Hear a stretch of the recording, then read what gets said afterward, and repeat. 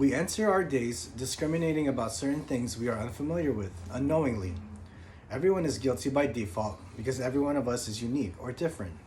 Unfortunately, our differences may lead to discriminating, although we are equal or supposed to be equal. But are we equal? The ideal American, to my knowledge at the time, was a rich and powerful individual who people would respect. I was not yet a Filipino American at the time, but I was willing and curious to know what my identity was going to be, especially at a younger age.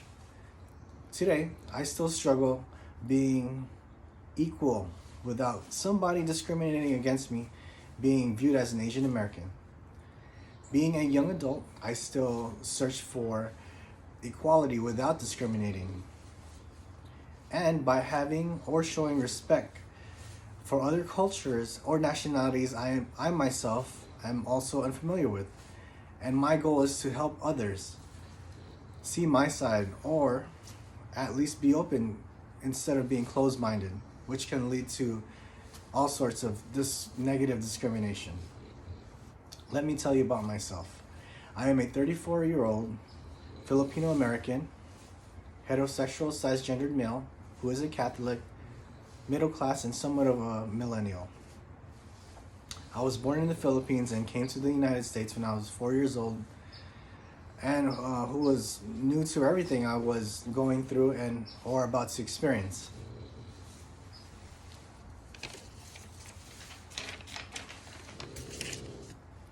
Being Filipino, many different people might mistake us for being the stereotypical bad drivers. Being Filipino, I was heavily bullied as a kid, and just for having small eyes and looking different growing up in an all Hispanic neighborhood at the time. With all this hate or discrimination, unfortunately, to this day, some people, depending on the area I am at, they still make fun of me for having small eyes or being called a bad driver.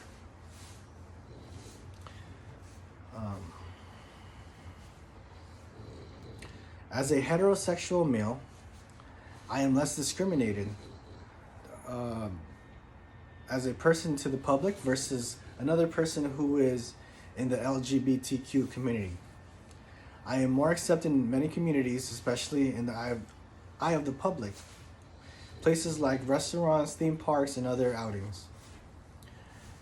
Lastly, comments by others are highly unlikely to be shouted out to your face due to bullying or other hate crimes of that sort.